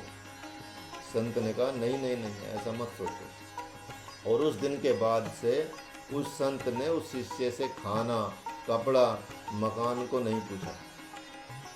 तो इस प्रकार यहाँ ये समझ आता है, यहाँ बताया जा रहा है कि इसकी शिक्षा क्या है कि जब सदगुरु ऐश्वर्य दे तो उसका त्याग कर दे। वहाँ भी यह विशेषाधिकार है आपका, और उससे अपनी प्रिय वस्तु क्या मांगनी है? आत्मज्ञान मांगने के लिए अड़े रहे। यह आपका विशेषाधिकार है। क्योंकि जैसे बालक तो अपनी प्रिय वस्तु जब चाहता है तो माता पिता से रो रो कर मांग लेता है, अनशन करके मांगता है, क्योंकि वह जानता है कि माँ दे सकती है। अतः रोना, अनशन करना उसका विशेष अधिकार हो जाता है। तो यहाँ यही बता रहे हैं कि जब सदगुरु या भगवान सामने हो तो भगवान से ऐश्वर्य को न मांग के भगवान को ही मांगे, या आत्मज्ञान ही माने, या ब्रह्म ज्ञान ही मांगे। क्योंकि आपको पता है कि भगवान दे सकते हैं, कि आपको ये पता है कि भगवान दे सकते हैं, तो वो चीज़ें आप मांगे। तो फिर देखिए, जब आप भगवान को ही मांग लेंगे, ब्रह्म ज्ञान को ही मांग लेंगे, आत्म स्वरूप में स्थित हो जाएंगे, पूरा संसार फिर आपका हो जाएगा। जितने बड़े साधु संत लोग हैं सब तप किए हुए होते हैं, ऐसे नहीं कि इन्होंने बिना तप के कुछ पा लिया है। इन्होंने शुरुआत में सदगुरु की आज्ञा में रह के बचपन में, सारे संत आपको बड़े बड़े ये सब जो मिलते हैं ये दिखाई देते हैं कि हाँ इन्होंने बचपन से यहाँ सेवा की है, अब ये इतने बड़े संत बन गए हैं।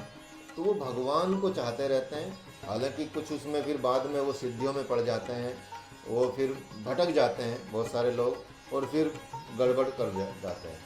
लेकिन जो ऐसे संत होते हैं जो रियल में, जैसे श्री राम शर्मा आचार्य जी हो गए, ठीक है, जैसे हमारे गुरुदेव हो गए, ये लोग संसार के लिए जीते हैं। मतलब इनका प्रेम और वात्सल्य इतना दिखता है। तो यदि इनके पास जाके भी आप ऐश्वर्य की मांग करें और इनको ना मांगे तो उनसे बड़ा मूर्ख कौन कहा जाएगा। यहाँ भगवान ये बात करें कि सदगुरु तो ऐश्वर्य दे सकता है आपको, तो यदि उसका त्याग करके आप मतलब उनको मांगते हैं तो सब कुछ मांग लेते हैं। तो यही है कि जब सामने कोई ऐसा व्यक्ति हो जो वो दे सकता है और उससे आप तुच्छ वस्तु मांग रहे हैं, तो समझो वो फिर आप उसकी वैल्यू ही नहीं कर रहे। इसका मतलब ये हो जाता है। इसलिए आज के समाज में भी यदि आप किसी के साथ कोई बात कर रहे हैं, किसी से कुछ चीज़ें चाह रहे हैं, तो इतनी तुच्छ चीज़ों अभी कोई दे भी सकता है। तो कोई मान लिया पिता है और कोई औलाद है, और औलाद कभी पिता से संपर्क में ज़्यादा आई नहीं है और दूर दूर रही है या कुछ भी रही है, और पिता तड़पते रहते हैं उस चीज़ को देने के लिए, कैसे प्यार दूँ इसको, या माता ऐसे ही। तो यदि पुत्र सिर्फ पैसे मांगता कि एक अकाउंट में इतने भेज दो, अब इतने भेज दो, और खुद को समर्पित नहीं करता, और उनको खुद को मांगता नहीं है कि मुझे ही आप दे दो, मेरे पास ही आ जाओ आप, तो यदि आ जाएंगे तो वो तो पूरा का पूरा मतलब अकाउंट ही खाली कर देंगे ना उनके लिए। फिर देखिए, और जब तक नहीं तो वो सोचता रहेगा कि यार ये पैसे ही मांगता रहता, चल इसको इतने दे देता हूँ, कोई बात नहीं, बेटा तो अपना ही है। लेकिन जिस दिन आप सबसे ज़्यादा उनको मांग लेंगे, उनके स्वरूप को मांग लेंगे, उनमें आत्मस्वरूप हो जाएंगे, उनमें स्थित हो जाएंगे, तो फिर वो तो पिघल के पूरे अपने आप को पिघला के आपके अकाउंट में डाल देंगे। कितनी बड़ी बात भगवान यहाँ कर रहे हैं। तो मतलब भगवान तो यहाँ वर्षा कर रहे हैं ज्ञान की, भगवान यहाँ वर्षा कर रहे हैं योग की, भगवान यहाँ वर्षा कर रहे हैं अपने आशीर्वाद की, भगवान यहाँ ब्रह्म ज्ञान की वर्षा कर रहे हैं। और हम जैसे मूर्ख लोग हैं कि वहाँ चल ही नहीं पा रहे हैं, वहाँ हम देख ही नहीं पा रहे हैं। कितना बड़ा यह आश्चर्य है। कर्मजम बुद्धि युक्ता है, ये जो श्लोक में आया है कि महात्मा अर्जुन की चुप्पी को देखकर भगवान अंतर्यामी भगवान नारायण ने कहा कि हे पार्थ, अब जब मैंने तुम्हें सब कुछ कह दिया, फिर भी तुम्हारी स्मृति अभी तक योग में हो नहीं पाई, योग में स्थित नहीं हो पाई है, अभी तक तुम्हारा मन स्वस्थ नहीं हो पाया है। तो ऐसी क्या बात है? लगता है तुम्हारे बुद्धि रूपी जो पाँव को मोह रूप महाग्रह ने पकड़ लिया है। मतलब तुम्हारा जो बुद्धि रूपी पाँव है वो मगरमच्छ की जकड़ में आ गया है और छोड़ नहीं रहा है। इतना तुमको मोह में आसक्त हो गए हो कि जो मैं इतना ज्ञान दे रहा हूँ तुमको वो समझ नहीं आ रहा। इसका मतलब तुम्हारा मन अभी स्वस्थ नहीं है। जब मन स्वस्थ नहीं रहता तो कुछ भी समझ नहीं आता, फिर तो ऊपर ऊपर की चीज आती है। तो आश्चर्य है, आश्चर्य आश्चर्य है। भगवान ने बोला ये तो बहुत बड़ा आश्चर्य है पार्थ कि तू मेरे द्वारा यथार्थ कहे जाने पर भी मौन बैठा है, तेरे में कोई हलचल दिखाई नहीं दे रही, ये कैसी बात है। और इतने पर भी जब महात्मा अर्जुन की चेतना नहीं जागी, तब प्रभु ने जैसे हनुमान जी ने लंकनी को घूंसे से प्रहार करके प्रबुद्ध किया, मारा, वैसे ही एक बाण मारकर जगाना चाहते हैं। बाण मतलब शब्दों का बाण की बात कर रहे हैं। और वह बाण क्या है? वह बाण यह है, यदा ते मोह कलीलम बुद्धिर्व्यतिरिष्यति तदा गंतासी निर्वेदम श्रोतव्यस्य श्रुतस्य च श्रुति विप्रप्रतिपन्ना ते यदा स्थास्ति निश्चला समाधावचला बुद्धिस्तदा योगम वापस्यसि। कि हे पार्थ, जब तेरी मोह रूपी दलदल में फंसी हुई बुद्धि अच्छी प्रकार से निकल जाएगी, तब तुम अब तक के सुने हुए और आगे भी सुने जाने योग्य विषय से वैराग्य को प्राप्त हो जाओगे। क्योंकि जब बुद्धि आ जाती है तो आप सोचेंगे, देखेंगे कि पुरानी बात भी समझ में आने लगती है कि यार हाँ, उसने ऐसी बात कही थी। यदि जब आपको ज्ञान हो जाता है तो आपकी पीछे वाली बात भी भगवान बता रहे कि जैसे तुम्हारी बुद्धि शुद्ध हो जाएगी और ये अच्छी प्रकार से ये दलदल में मोहरूपी दलदल से निकल जाएगी, जब ये दलदल हट जाएगी या क्लीन हो जाएगी सारी चीज़ें, तो तुझे अच्छी प्रकार से समझ आ जाएगा। तब तुम जो अब तक सुने हुए सारी चीज़ें हैं और जो आगे भी सुनोगे, उसके उन सब से आपको ज्ञान भी हो जाएगा और बाकी विषय से वैराग्य हो जाएगा। जो आपकी कामना है, जो सकामता है, उससे आपको वैराग्य होता है। वस्तुओं से, व्यक्तियों से जो मोह है वो सब खत्म हो जाएगा। भगवान ने मतलब योग में भी बताया गया है अभ्यास वैराग्य, जो अभ्यास और वैराग्य से ही मतलब कोई भी चीज़ प्राप्त की जा सकती है। भगवान भी यहाँ बताएंगे भगवान भी इधर बताएंगे। ठीक है, तो जब यहाँ बताया जा रहा है कि क्योंकि वेद और पुराण शास्त्रों के गलत अर्थ करने या गलत विवेचन सुनने से जो होते हैं, विचलित हुई बुद्धि जब आत्म रूप हो जाएगी और तुम भी सत्व स्थित हो जाओगे, तब तुम्हारा और मेरा योग हो पाएगा, तभी तुम ब्रह्म रूप हो पाओगे। यहाँ भगवान ने वेदों और शास्त्रों को जो पढ़ने की बात की है वो भी बता दी है कि हमको कैसे पढ़ना चाहिए, कैसे उसको समझना चाहिए। यहाँ इतनी बड़ी बात भगवान बता रहे हैं कि जब आप वेद और पुराण शास्त्रों में जो गलत अर्थ कर लेते हैं शब्दों का और गलत विवेचन सुन लेते हैं, क्योंकि हर किसी को वेद और ये सब शास्त्रों की ज्ञान नहीं होता, बस पढ़ लेने से ज्ञान नहीं आएगा, पढ़ लेने से समझ नहीं आएगी। अभी एक उदाहरण भी इसमें आएगा, तो पढ़ने से ऐसे ज्ञान नहीं आएगा, लेकिन उसको समझने से, उसकी गूढ़ता को समझने से ज्ञान आता है। और जब समझ नहीं आएगा, जब उसका गलत अर्थ और विवेचन सुनेंगे, जो विचलित हो जाती है बुद्धि, तो तब तक तुम उसको आत्म रूप में नहीं स्थित हो सकते। तो जब उसको समझ जाओगे कि ये गलत पढ़ा मैंने, गलत सुना, गलत चीज़ें की। जैसे सत्यार्थ प्रकाश में एक शुरू में ही जब किताब आप खोलेंगे तो एक उद्धरण आता है, दयानंद सरस्वती जी ने वो किताब पुस्तक लिखी सत्यार्थ प्रकाश में, सत्य का दर्शन। जो वेद होते हैं उन वेदों को कैसे पढ़ा जाए, उनको क्या समझा जाए और किस तरह से उसकी में चला जाए, वो उन्होंने तरीका बताया। तो उस तरीके से वो बता रहे हैं कि किसी को बोला, कोई खाना बैठा और उसने किसी नौकर को बोला कि जाओ बेटा सेंधव लेके आओ। तो सेंधव के दो मतलब होते हैं, एक होता है नमक और एक होता है घोड़ा। तो यहाँ देखेंगे कि सेंधव का अर्थ यदि उसने गलत समझ लिया है, उसको पता ही ना हो, सपोज सेंधव का मतलब नमक भी होता है, तो वो खाने के टाइम पे घोड़े को लेके आ जाएगा कि जी आपने बोला सेंधव, ये लेके आ गया। और यदि उसको पता चला घोड़े का अर्थ नहीं, उसको नमक के अर्थ पड़ा, और वो उसने जाने के टाइम पे बैग टांगे खड़ा है और उसने बोला कि जाओ बेटा सेंधव लेके आओ, तो तब वो नमक की दलिया लेके आ जाएगा, नमक की कटोरी लेके आ जाएगा। तो ये गलत अर्थ समझने से, मतलब यदि कंप्लीट अर्थ ना समझे या गलत अर्थ समझे, इसकी वजह से महाप्रलय हो जाता है। एक तरह से ये कह सकते हैं कि मन बुद्धि में इतनी विचलित हो जाती है बुद्धि कि फिर समझ नहीं पाते। जब तक वो नहीं समझेंगे, आत्म रूप नहीं हो जाएगी बुद्धि, भगवान बता रहे हैं, और सत्वस्थ नहीं हो जाओगे, सत रूप में स्थित नहीं हो जाओगे, तब तक तुम्हारा और मेरा योग नहीं हो सकता।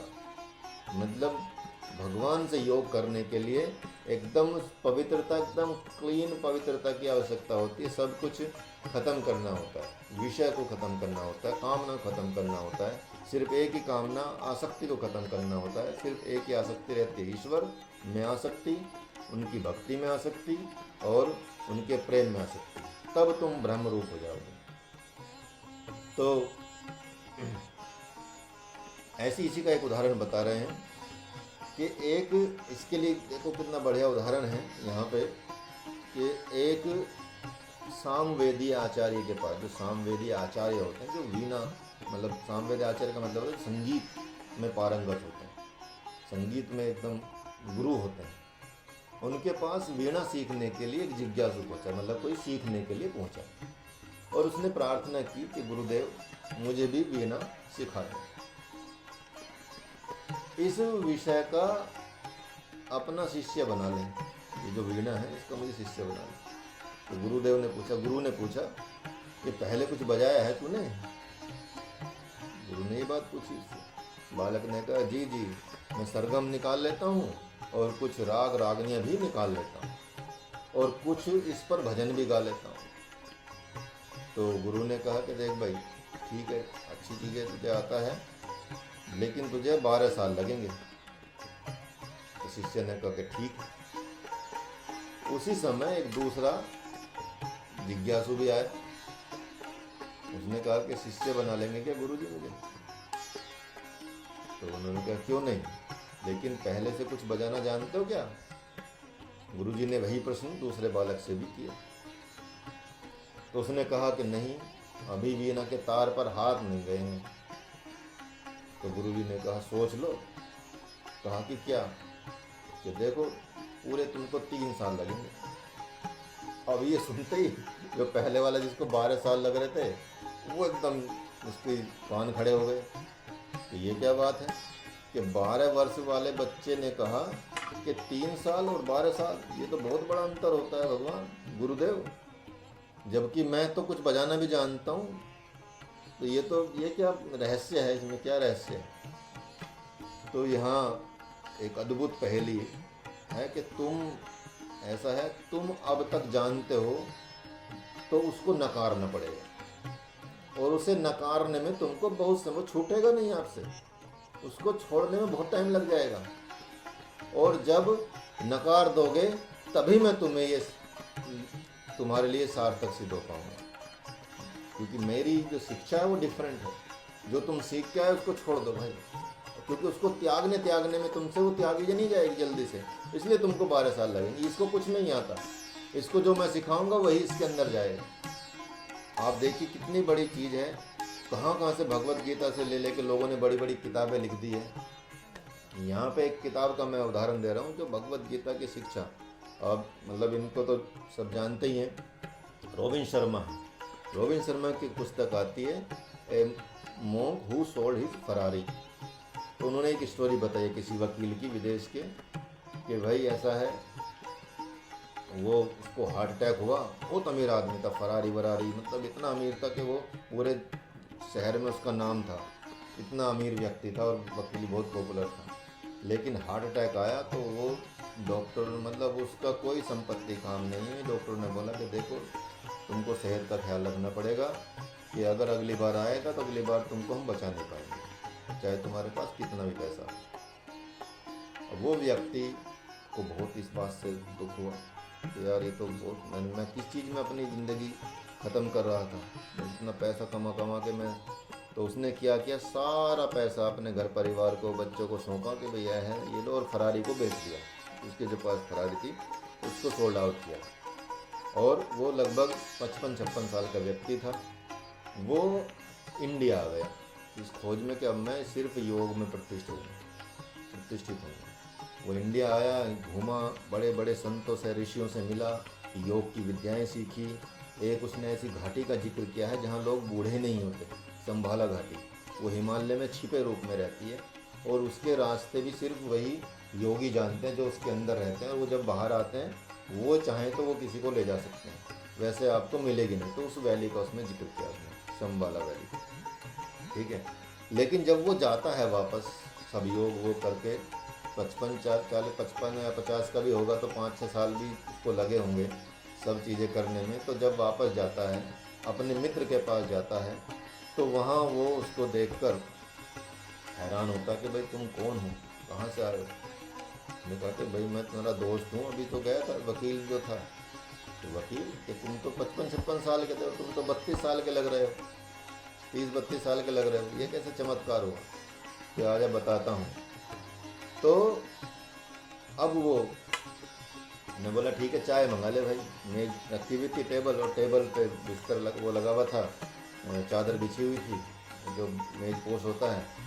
वो चाय लाया, वो किसी वाइफ उसकी घर पे नहीं थी, खुद ही चाय बनाई, दोनों कप में ला के बैठ गए।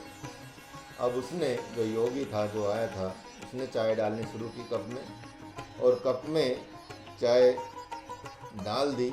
उसके बाद कप भर गया। कप भरते ही उसने बोला कि वो फिर चाय रुका नहीं, उसने चाय डालता गया। और उसने वो चिल्लाने लगा कि भाई क्या करेगा, मेरी वाइफ मारेगी मुझे कि तुमने मेज को गंदा कर दिया, कि चाय नीचे गिर रही है, कि इसको बंद कर। कि भाई ऐसा है, देख चाय ये है कि इसमें पहले से कप में चाय है, और उसमें और क्या चाय डालेंगे तो वो गिरेगी, बाहर ही तो जाएगी। इसलिए मेरी बात सुनने के लिए तुझे पहले जो तेरे विचार है वो निकालने पड़ेंगे, वो निकालेगा तभी मेरी बात तुम्हारे अंदर जाएगी। जैसे ये चाय यदि निकलेगी तभी दूसरी चाय इसके अंदर जाएगी। तो यही बात यहाँ देखो कहाँ से उसने उदाहरण लिया और कहाँ पे यूज़ किया, सोचिए, ठीक है।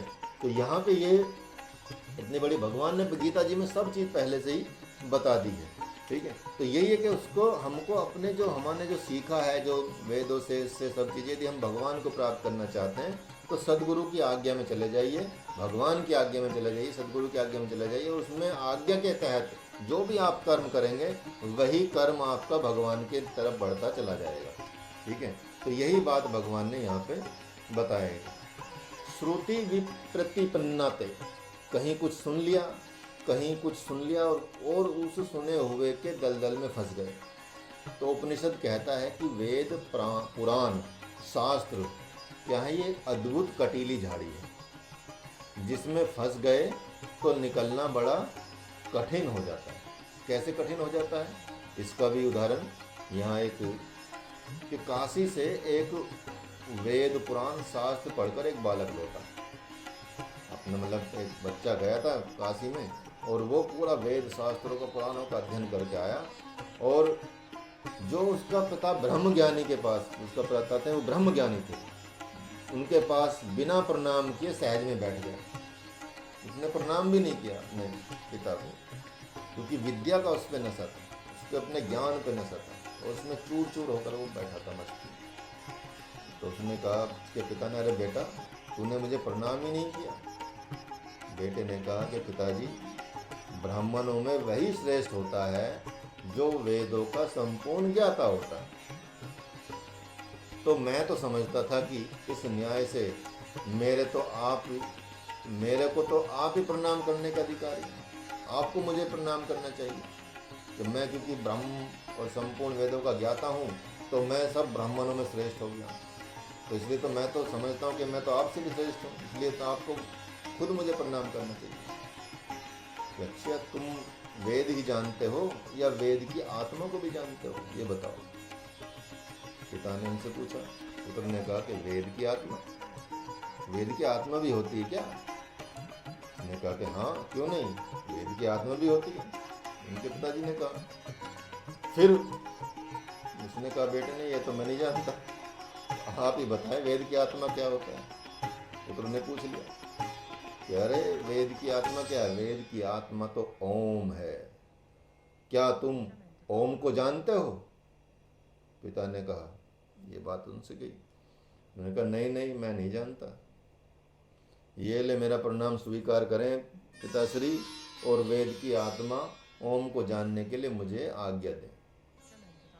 तो इसलिए जब कहीं सदगुरु के पास इसे जान लूं और ओम क्या है इस विषय में जान लेना चाहिए, तो ओम की एक महत्ता का मतलब ये कि देखो कितना बड़ा विद्वान व्यक्ति भी, जो मतलब वेद शास्त्र में यदि ये नहीं चीज़ें बताई जा रही हैं कि भाई भगवान को नहीं जानने की बात बताई जा रही है, सिर्फ एक विषय को बात बताई जा रही है, तो वो उसको एक कटीली झाड़ी इसलिए कहा गया कि यदि उसके सही अर्थ को समझ गए तो उससे निकल जाएंगे, नहीं तो उसी में उलझ जाएंगे, फिर अपने आप को उसी में। तो भगवान ने जो वेद भी दिए हैं, पुराण भी दिए, कोई गलत चीज़ नहीं है, लेकिन उसको सब रास्ते भगवान की तरफ ही जाने के लिए बताए गए हैं, और यदि उसमें भटक के उसी में रह जाएं तो फिर वो किसी काम के नहीं। इसलिए कटीली झाड़ी बता दी गई, क्योंकि उसमें बड़ी सावधानी से निकलना पड़ेगा, कहीं कांटे न लग जाएं, कहीं वहीं न उलझ के रह जाएं। तो इस तरह से जब कभी आप बेर तोड़ते हैं कहीं झाड़ी में और हाथ डालते हैं, अंदर बेर अच्छा वाला बेर है उसको निकालने के लिए, तो आपको इतनी सावधानी रखनी पड़ती है कहीं कपड़े ना लग जाएं। एक दो कांटे फिर भी लग जाते हैं, और कांटे ना लग जाएं, खून ना निकल जाए, लेकिन जब आप निकाल लेते हैं इतनी सावधानी जाते तो वो सबसे ज़्यादा अमर फल आपको मिल जाता है। तो वही ये वेद पुराण शास्त्र, ये सारी वही चीज़ें हैं कि इनको यदि आपने बारीकी से समझ के इनकी आत्मा को समझ लिया तो समझो फिर आप ईश्वर को समझ गए, फिर आप उसमें भटकेंगे नहीं। तो ओम ओम ध्वनि हो रही ब्रह्म रूप ओमकार, ओम जगत का बीज है, ओम सकल व्यवहार। सब वर्णों में ओम है, शब्द शब्द में ओम, वाक्य ओम में रम रहे, जीवित त्वचा में रोम। शब्द ओम में, ओम शब्द में, शब्द जगत का बीज, शब्द रूप में, रूप शब्द में, मिलकर बनती चीज। शब्द माया जग उपजाया, शब्द ही दृश्य अनोखा, शब्द ही जीवन, शब्द ही भक्ति, शब्द ही ज्ञान झरोखा।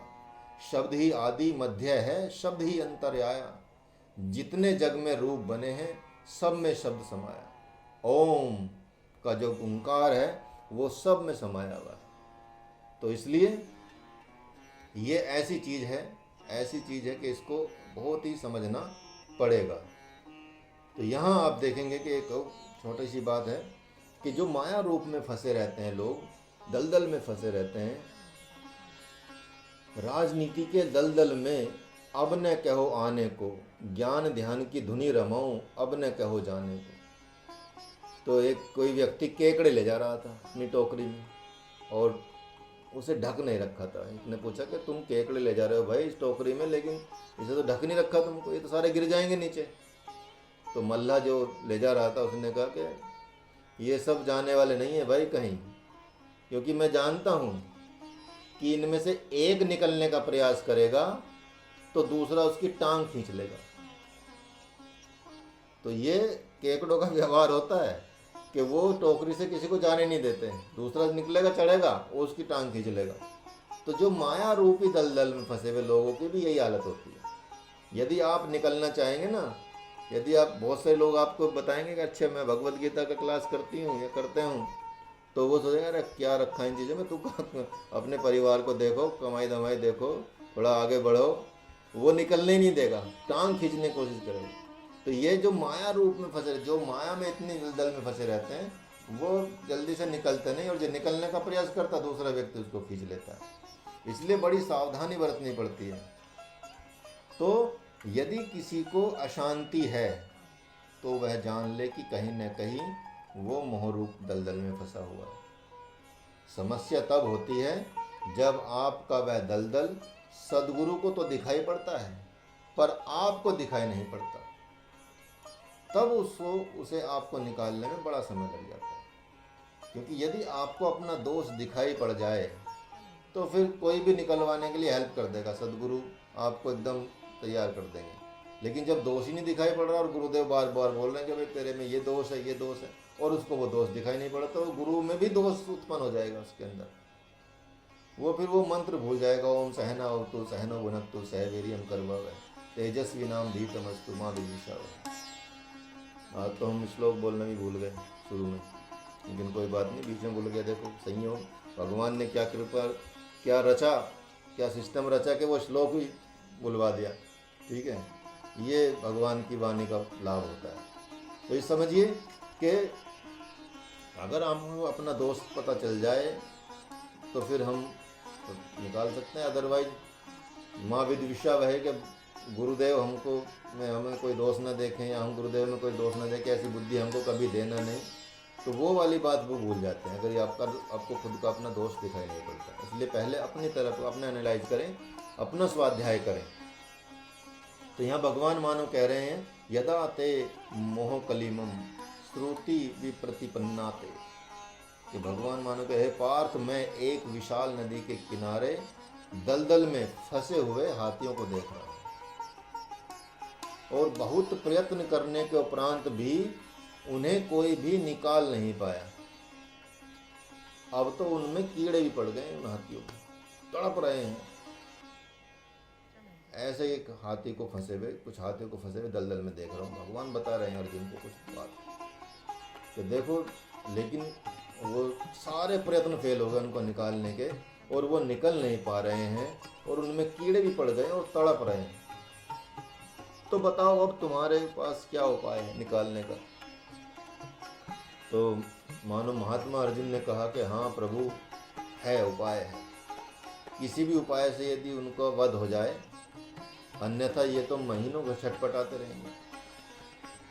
तो मानो भगवान ने कहा, गांडी की तरफ इशारा कहते कर कि हंसते हुए कहा कि उठाओ बात, उठाओ गांडी उठाओ, और महामोहरूप दलदल में जो ये हाथी फंसे हुए हैं, पितामह भीष्म, आचार्य द्रोण आदि को स्वर्ग भेजो। ये वही हाथी हैं जिनके विषय में अभी तुमने वध करने को कहा है, जिन हाथियों के विषय में तुमने अभी वध करने को कहा है, तुमने बोला है। मैंने इन्हें मोहरूप दलदल से निकालने का पूरा प्रयास किया, कई बार इनको समझाया, महल में भी गया, सब चीज जगह पे गया, मतलब बहुत प्रयास किया, लेकिन ये दलदल में इतने फंसे, मोह परिवार में और राजा के में सम्मान में इतने फंसे रहे कि इनको सारे मेरे प्रयास असफल हो गए। अब तो गांडीव ही एकमात्र समाधान है जिसके द्वारा इनका तुम उद्धार कर सकते हो। तो यहाँ देखेंगे संजय जो है धृतराष्ट्र के पास जो बैठे हुए हैं, संजय की श्वास चलने लगी, तो लग रहा था जैसे श्वास दब सी गई थी, लेकिन अब उसकी जान में जान आ गई। उन्होंने भगवान व्यास की आज्ञा का पालन किया और जिस प्रकार भगवान ने अर्जुन से पूछा था वैसे ही संजय ने धृतराष्ट्र से पूछा कि हे राजन, दलदल में बहुत दिन हो गए हाथियों के, उनमें कीड़े पड़ गए, छटपटा रहे हैं, उन्हें निकालने के सारे प्रयास असफल हो गए, तो वैसी अवस्था में आपके मत में क्या करना चाहिए? धृतराष्ट्र ने बोला उनका वध कर देना चाहिए संजय, वध कर देना चाहिए। बस धृतराष्ट्र का उत्तर को सुनकर संजय ने कहा तो फिर यही होगा महाराज, अब तो यही होना है। ये पितामह और आचार्य द्रोण आदि ही विशाल हाथी हैं जो मोह रूप दलदल में और संशय रूप कीड़े लगने से छटपटा रहे हैं। इनके अंदर संशय रूपी कीड़े लग गए हैं और मोह रूपी दलदल में फंसे गए हैं और भगवान ने समाधान ढूंढ लिया इनका। इसलिए वे अर्जुन से कह रहे हैं कि उठाओ पार्थ, उठाओ गांडी उठाओ, अब देर न करो। यहाँ धृतराष्ट्र ने गंभीर होने पर, धृतराष्ट्र के गंभीर, जब धृतराष्ट्र इस बात को सुनकर गंभीर हो गए, संजय ने उन्हें बिना आदर मान दिए कि चलो ये तो रहने दो, ये तो ऐसे ही चलते रहते हैं। भगवान की तरफ देखा, मतलब भगवान को देखता हूँ पहले भगवान क्या कर रहे हैं, कि प्रभु तो गांडी उठाने की प्रतीक्षा कर रहे हैं किंतु बात कुछ अभी बनती नहीं दिख रही है। फिर भी उन पर व्यंग बाणों की बहुत मार पड़ रही है अर्जुन पर, वे बहुत घायल भी होते चले जा रहे हैं, लेकिन फिर भी क्षुद्र कल्पनाओं ने उनका पीछा नहीं छोड़ा, क्योंकि जो दोष हैं बहुत मतलब एक नासूर की तरह होते हैं, वो पर जल्दी से निकलते नहीं। हम अपने आप को कितना भी वो मान लें, लेकिन वो प्रॉब्लम आती ही रहती है जब तक हम कंप्लीट रूप से शुद्ध प्योर शुद्धता की तरफ नहीं चलते। तो उत्तम अधिकारी के लिए घोर प्रायश्चित नहीं कराया जाता जो उत्तम अधिकारी होते हैं, बल्कि उनको कुछ भला बुरा कहकर व्यंग से उनसे मतलब डांट के, फटकार के, उन पे टोंट कस के, जिसको कमेंट कसना बोलते हैं, कमेंट करना बोलते हैं, ऐसी बात से उसको ऐसा नहीं कि मारा पीटा जाएगा या किसी जो उत्तम अधिकारी होता है उनको ऐसा नहीं कि उसको प्रायश्चित करने के लिए बोला जाएगा, क्योंकि उसको पता कि हाँ अभी तुम ये काम कर सकते हो, तो उसके दोष का परिमार्जन कर दिया जाता है, उसके दोष को समाप्त कर दिया जाता है। वही न्याय यहाँ भगवान भी कर रहे हैं अर्जुन के साथ। मतलब यदि आपको लगता है कि कोई बहुत बढ़िया कंपनी का कर्मचारी है जो इतना अच्छा है कि ये काम बहुत टैलेंटेड व्यक्ति है, तो उसको ऐसा नहीं कि भाई तुझे मैं निकाल दूंगा, तेरा 2 महीने के लिए तेरी सैलरी बंद और तू घर जाकर प्रायश्चित कर, वो नहीं। बस उसको डांटो, फटकारो, उस पर कमेंट करो कि भाई ठीक है तुझे समझा रहा हूँ, इस तरह की चीज़ें मत कर, हरकत मत कर, तो वो समझ जाएगा। उसके दोस्त का ऐसे मतलब तरकीब से परिमार्जन किया जाता है, ये करना ही पड़ता है। यदि घर में कोई उत्तम अधिकारी है, लेकिन अधम अधिकारी को तो फिर दंड देना पड़ता है, लेकिन यहाँ क्योंकि अर्जुन तो सबसे उत्तम अधिकारी है, तो दोष को कैसे खत्म किया जाता है? व्यंग बाणों से घायल मारकर, भला बुरा कहकर, इसलिए उनको प्रायश्चित नहीं कराया जाता। तो यहाँ वही बात भगवान अर्जुन से के साथ कर रहे हैं कि इधर महात्मा अर्जुन के मन में क्या हुआ, नाना प्रकार की जो बड़ी बड़ी चीज़ें चल रही हैं, उथल पुथल चल रही है कल्पनाओं से, और एक कल्पना के सामने आकर वो सब मतलब प्रॉब्लम सब चल रही है। तो यहाँ तो मधुसूदन ज्ञान की बात कर सोच रहे हैं कि ये जो मधुसूदन है भगवान है, मतलब जो भी मधुसूदन है कृष्ण है, ये करते तो ज्ञान की बात और लगाते कर्म में है। बात तो कहते हैं स्थित प्रज्ञ पुरुष की और कहते हैं युद्ध करो, तो इतना कैसा इनका कैसा शास्त्र है ये। तो यहाँ लगता है कि भक्त अर्जुन के मन में अभी भी कुछ अंशों में संत बनने की कामना रह गई, क्योंकि ऐसे समय में अब प्रश्न करने का कोई औचित्य नहीं था। यही तो कारण है कि वे अभी तक गांडी उठाकर हुंकार नहीं भर रहे हैं। और निश्चित रूप से श्रुति भी, सुनना भी एक योग है, और श्रद्धा और विश्वास के साथ सद्गुरु की वाणी सुनना भी एक योग है। यदि आप योग में प्रतिष्ठित हैं तो जो आपके सामने सद्गुरु, कोई वक्ता, कोई ऐसे बोल रहा है, उसको यदि आपने सुन के अब्जॉर्व किया और उसको आत्मसात किया, तो ये भी एक योग में आ जाता है, जिसमें संपूर्ण योगों का उपसंहार हो जाता है। लेकिन आध्यात्मिक श्रद्धा और विश्वास के जब अभाव हो जाता है, तो इसी बात में अब तक जो ज्ञान योग और या कर्म योग में स्थित नहीं हो पाए हैं अर्जुन, यही बात, क्योंकि उनमें पूरा अभी भगवान में पूरी श्रद्धा और विश्वास अभी उनका नहीं जमा है, जबकि भगवान के पास उनके कहने के लिए कुछ शेष ही नहीं रहा।